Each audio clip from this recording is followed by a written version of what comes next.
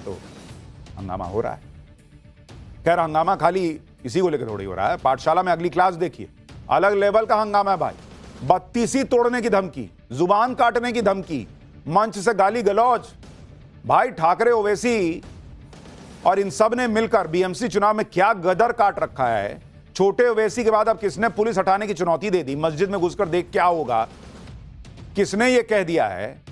अब देखिए कैसे महाराष्ट्र में बवाल मचा है, मुंबई में बवाल मचा है। भाई महाराष्ट्र में इस वक्त एक ऐसा चुनाव हो रहा है जिसने संसद और विधानसभा के चुनाव में जो गर्मी होती है उसको फेल कर रखा है। कहने के लिए नगर निगम का चुनाव है, लेकिन आग लगी है बॉस। कोई किसी का मुंह तोड़ देने को तैयार बैठा है, कोई कह रहा है कि जीभे काट देंगे। गाली चल रही है, धमकी चल रही है, ऐसे गाली धमकी चल रही है जैसे फूल बरस रहे हैं। राज ठाकरे सबसे आगे, ओवैसी ने भी गजब कहर ढाया हुआ। एक तरफ राज ठाकरे, दूसरी तरफ ओवैसी, लेकिन बाकी नेता भी पीछे नहीं है। आज चुनाव प्रचार का आखिरी दिन था, लेकिन आखिरी दिन तक कैसे ये सब नेता गदर काटे हुए हैं आप खुद देखिए। कोई नेता कह रहा है कि बत्तीसी तोड़ दूंगा, कोई कह रहा है कि जुबान काट दूंगा, कोई मंच से गाली दे रहा है, कोई मिमिक्री कर रहा है, कोई पीएम मोदी को चेतावनी दे रहा है, कोई 15 मिनट की याद दिला रहा है, कोई पाकिस्तान भेजने की बात कर रहा है, कोई कह रहा है कि बाहर निकलो तो देखें, कोई कह रहा है कि मस्जिद में आओ तो पता चल जाएगा। मतलब है सब बवाल मचा रखा है बॉस इन लोगों ने कि पब्लिक भी हैरान है कि नगर निगम का चुनाव है कि क्या है भाई। लेकिन बीएमसी का बजट भी तो 75,000 करोड़ है। लग ऐसा रहा है कि चुनाव ना हो, कोई पहलवानी अखाड़ा हो गया। खुल्लम खुल्ला ताल ठोकी जा रही है। बीएमसी के चुनाव ने कैसे गदर मचा दिया है, एक एक डिटेल बताऊंगा, दिखाऊंगा, लेकिन पहले एक ट्रेलर तो देखिए।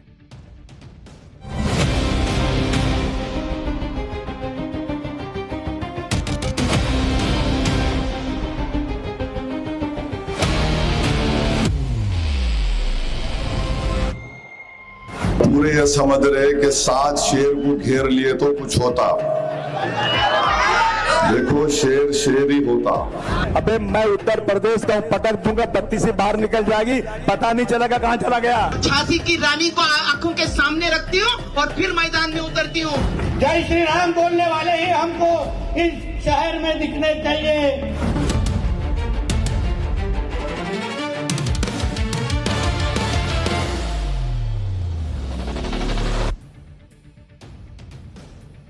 बॉस बीएमसी के चुनाव को लेकर जो तनातनी, जो गर्मी चल रही है, वही बता रही है कि इसमें कितना कुछ दांव पे लगा हुआ है। ठाकरे ब्रदर्स का पूरा फ्यूचर दांव पे लगा हुआ है। महाराष्ट्र में बीएमसी समेत 29 नगर निगमों के लिए 15 जनवरी को मतदान होना है और इसके लिए आज प्रचार का आखिरी दिन था। प्रचार के दौरान कहीं यह नहीं लगा कि यह नगर निगम का चुनाव है। एक से एक धुरंधर नेता प्रचार के लिए उतरे हुए थे। प्रचार के आखिरी दिनों में सबसे ज्यादा सुर्खियां समाजवादी पार्टी के नेता अबू आजमी ने बटोरी। अबू आजमी ने तो सीधे ओवैसी से पंगा ले लिया। सुनिए कैसे अबू आजमी ने पटक के 32 तोड़ देने की धमकी दे दी भाई ओवैसी को। सुनो नरेंद्र मोदी, देवेंद्र फडणवीस और अखिलेश यादव, मुझे भी मोम का समझ रहे हो क्या? तुम क्या अबू आसिम साहब की तरह मुझे भी मोम का समझ रहे हो क्या? तुम्हारी लौ से ये लोहा पिघल नहीं सकता। तो मेरे अजीज दोस्तों और बुजुर्गों, अब आएंगे समाजवादी के लोग, उत्तर प्रदेश से भी आएंगे और आकर सिर्फ एक ही का नाम लेंगे, दूल्हे भाई आकर ये बोलकर गए। ये औरंगाबाद वाला बहुत बात करता है, अबे मैं उत्तर प्रदेश का पटक दूंगा, 32 से बाहर निकल जाएगी, पता नहीं चलेगा कहां चला गया। एक एमपी लेके दंदनाते फिरते हो, मेरे पास 37 एमपी है। 37 एमपी की पार्टी, एक एमपी वाला पूरे देश में जाके इलेक्शन लड़ा रहा है। मेरी 37 एमपी की पार्टी नहीं लड़ाती इलेक्शन, क्योंकि ये पार्टी वोटों का बंटवारा नहीं चाहती। भाषा देख रहे हैं आप, अबू आजमी कह रहे हैं पटक के दांत तोड़ दूंगा। क्या भाषा है भाई। एक दिन पहले ही राज ठाकरे ने अन्नामलाई को गाली दे दी थी, उत्तर भारतीयों को लात मारने की बात कह रहे थे। अब खुलेआम पटक के 32 तोड़ने की बातें होने लगी हैं। ओवैसी के अलावा अबू आजमी ने नीतीश राणे के खिलाफ भी विवादित बयान दिया है। अबू आजमी ने कहा कि जो लोग बड़ी बड़ी बातें कर रहे हैं, अगर जनता ने ताकत दी तो वो उनकी जुबान काट देंगे। सुनिए इन भाई साहब को। यहाँ का मंत्री बोलता है सर कि कुरान शरीफ पढ़ना है तो पाकिस्तान में जाके पढ़ो, बोलता है ना। अबू आसिम को ताकत दे दो, ऐसी बढ़ती हुई जबानों को नहीं काट दिया तो अपने बाप की औलाद नहीं। एक मंत्री है, नेपाली दिखता है, टिंगरा सा है, अरे बोलता है कि मस्जिद में घुस के मुसलमानों को मारूंगा। क्या हम हिजड़े हैं, क्या मारेगा तू? इतनी ताकत तेरी है, पुलिस को हटा दे और आप मस्जिद में घुस के देख ले क्या हालत तेरी होती है। खुलेआम धमकियां दे रहे हैं समाजवादी पार्टी के लोग। इधर महाराष्ट्र सरकार में मंत्री नीतीश राणे कोई पीछे हैं। नीतीश राणे पहले भी अपने बयानों से विरोधियों में आग लगाते रहे। अब बीएमसी के मेयर को लेकर नीतीश राणे ने जो कहा उस पर भी बवाल मच गया। सुनिए नीतीश राणे। मुख्यमंत्री अगर हिंदुत्ववादी सोच के होंगे तो आपको यहाँ का मेयर भी हिंदुत्ववादी सोच का मतलब आई लव महादेव वाला ही बिठाना है, इतना मैं आपको कह के जाऊंगा। जय श्री राम बोलने वाले ही हमको इस शहर में दिखने चाहिए। बाकी सब एक कुंड चालू लगे, बाकी सब ये सब सर तन से जुदा वाले, ये सब आई लव मोहम्मद वालों को हमको वापस उनके पाकिस्तान में बैठे हुए अब्बाओं के पास भेजना है, इधर से उनको साफ कर देना है। यानी नेता कोई भी हो बॉस, बीएमसी के चुनाव में किसी ने कसर नहीं छोड़ी है। कह रहे हैं कि सबको उठा के पाकिस्तान में अब्बा के पास भेज देंगे। तो बीएमसी का चुनाव जीतेगा तभी भेज पाइएगा, अभी क्यों नहीं भेज रहे हैं? मतलब सब अपने अपने हिसाब से नैरेटिव बना रहे हैं भाई। बड़ी लड़ाई तो मुस्लिम वोटों के लिए चल रही है, क्योंकि ओवैसी पूरी ताकत से लगे हैं कि मुस्लिम वोटों में सेंध लगा दें। असदुद्दीन ओवैसी के साथ अकबरुद्दीन ओवैसी भी महाराष्ट्र में प्रचार कर रहा है। ओवैसी बीएमसी चुनाव के जरिए खुद को मुसलमानों का सबसे बड़ा नेता के तौर पर स्थापित कर रहा है। आप देखिए ओवैसी की प्लानिंग क्या है। ओवैसी ने बीएमसी चुनाव में सबसे ज्यादा मुस्लिम उम्मीदवारों को टिकट दिया है। एआईएमआईएम ने कुल 27 मुस्लिम उम्मीदवार चुनाव में उतारे हैं। मुंबई में मुस्लिम मतदाताओं की संख्या करीब 25% है।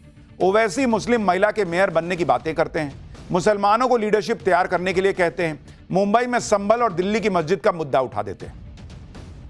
ओवैसी जानते हैं कि अगर बीएमसी चुनाव में उनकी पार्टी ने अच्छा प्रदर्शन किया तो उनकी चर्चा नेशनल लेवल पर होने लगी।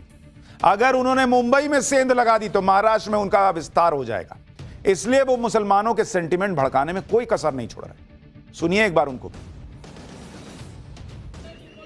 नरेंद्र मोदी की सरकार ने हमारे देश में वक्फ का काला कानून बनाया, जिसके जरिए से मस्जिद, दरगाह, खानका, कब्रस्तान को छीना जा सकता है। और मेरी बात याद रखो, खुदा ना खास्ता संभल की मस्जिद अब परेशानी के माहौल में आ चुकी है कानून बनने के बाद।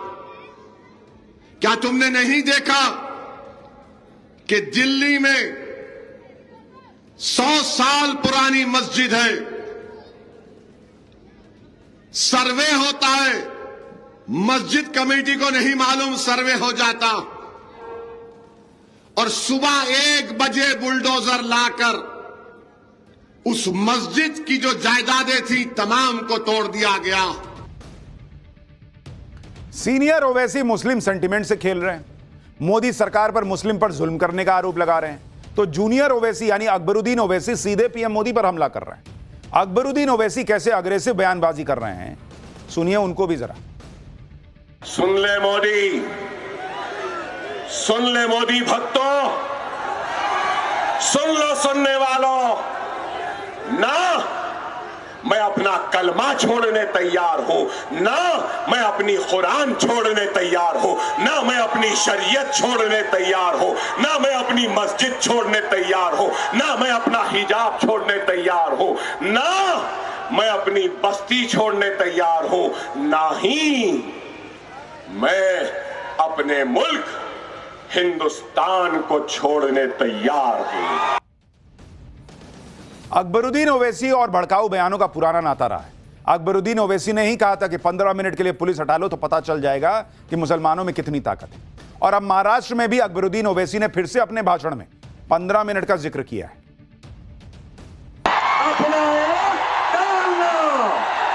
डालेंगे ना, 15 मिनट निकालेंगे ना, वोट डालने के लिए 15 मिनट निकालेंगे ना, 15 को मजलिस को कामयाब कर रहे।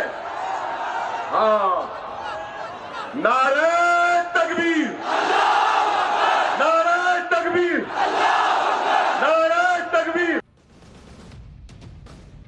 बीएमसी चुनाव प्रचार खत्म होने से पहले सारी लाइमलाइट अबू आजमी, नीतीश राणे और ओवैसी लेकर चले गए। इधर ठाकरे भाई भी विवादित बयान देने में पीछे थोड़े ही हैं। राज ठाकरे ने बीजेपी नेता अन्नामलाई को मंच से गाली दे दी, रसमलाई कहा, लुंगी हटाओ पुंगी बजाओ जैसे बयान दिए। वहीं उद्धव ठाकरे भी बीजेपी पर हमला करने के चक्कर में अजीब बातें कर रहे हैं। बीजेपी के हिंदुत्व पर सवाल उठाते हुए उद्धव ठाकरे ने कहा है कि बीजेपी वाले गोमूत्र के लिए लाइन लगा सकते हैं लेकिन रक्तदान के लिए नहीं। बीजेपी इतनी बेशर्म है कि वो रावण को भी अपनी पार्टी में शामिल करा सकती है। बीजेपी हिंदुत्व का इस्तेमाल चुनाव के लिए करती है। उद्धव ठाकरे के बयान पर सीएम फडणवीस ने कहा कि वो हिंदुत्व पर गर्व करते हैं, इसलिए हिंदुत्व की बात करते हैं। सुनिए। मैंने तो ओपन चैलेंज दिया है, उद्धव जी के भाषण में विकास का मुद्दा दिखाइए और मेरे से 5,000 रुपया ले जाइए। हमारे अगर भाषण आप देखेंगे तो उनको जवाब देते हैं हम। और हिंदुत्व क्यों नहीं बोलेंगे भाई, हमको गर्व है, हमारे हिंदुत्व पर गर्व है। वी आर अनअपोलोजेटिक, इसलिए हम हिंदुत्व बोलते हैं। लेकिन हमारी भाषणों में 95% केवल डेवलपमेंट होता है, वो डेवलपमेंट पे बोलते ही नहीं है। लोग भी कह रहे हैं कि क्या दिन आ गया है, बाला साहब ठाकरे की पार्टी के वारिस जो हैं वो हिंदुत्व से उनको दिक्कत हो रही है। उद्धव ठाकरे बीजेपी को हिंदुत्व के मुद्दे पर घेरने की कोशिश कर रहे हैं तो उनके बेटे आदित्य ठाकरे अलग ही लेवल पर जाकर पॉलिटिक्स कर रहे हैं। आदित्य ठाकरे ने सीएम देवेंद्र फडणवीस की नकल उतार दी। आदित्य ठाकरे ने जो मिमिक्री की उस पर सीएम देवेंद्र फडणवीस ने भी पलटवार किया है। देखिए जरा। आमची मुंबईमध्ये सत्ता येणार आणि सत्ता आल्यानंतर अध्यक्ष महोदय, मोदी साहेब, आम्ही इथून बांगलादेशाला काढणार, ये जलवा है मेरा, मैं आऊंगा। आता काही लोकांनी काल माझीच नक्कल केली। मला मजा येते कोणी माझी नक्कल केली तर, मला आवडतं, मला काय प्रॉब्लेम नाही आहे। पण त्यांना हे समजायला पाहिजे, अरे नक्कल करता करता काकाच्या पक्षाची काय स्थिती झाली। उद्धव ठाकरे हो या उनके बेटे आदित्य ठाकरे हो, वो हिंदुत्व को लेकर बीजेपी पर अटैक कर रहे हैं। सीएम देवेंद्र फडणवीस पर अटैक कर रहे हैं। उधर राज ठाकरे को हिंदी भाषी और तमिल भाषियों को डराने धमकाने के पुराने काम में लगा दिया है। मराठी के नाम पर लोगों को धमका रहे हैं, उत्तर भारतीयों को धमकी दे रहे हैं, जबकि इस तरह की राजनीति को महाराष्ट्र लगातार नकार रहा है। पिछले साल भी राज ठाकरे की पार्टी ने मराठी भाषा के नाम पर उत्तर भारतीयों के साथ बदसलूकी की थी, जिस पर बीजेपी नेता बृजभूषण शरण सिंह ने राज ठाकरे को तभी चेतावनी दी थी। बृजभूषण शरण सिंह ने कहा था कि अगर किसी ने आह्वान कर दिया और उत्तर भारत के नौजवान राज ठाकरे से मिलने चले गए तो राज ठाकरे झेल नहीं पाएंगे। सुनिए तब उन्होंने क्या कहा था। मैं उनको कहता हूं कि उनको सद्बुद्धि आवे, उत्तर भारतीयों में बड़ा रोष है और अगर कोई भला आदमी आह्वान कर दे तो राज ठाकरे साहब आप झेल नहीं पाओगे। उत्तर भारत के नौजवान इतने आक्रोश में कि अगर किसी ने आह्वान कर दिया कि चलो आओ चले राज ठाकरे से भेंट करें तो झेल नहीं पाओगे। भाई बीएमसी का चुनाव है इसलिए जुबानी तोपगोले चल रहे हैं, लेकिन अगला चैप्टर देखिए, वहां पाकिस्तान बॉर्डर पर भी तोपगोले चलने की तैयारी हो गई है क्या? भारतीय सेना पाकिस्तान में घुसकर ठोकने को फुल तैयार।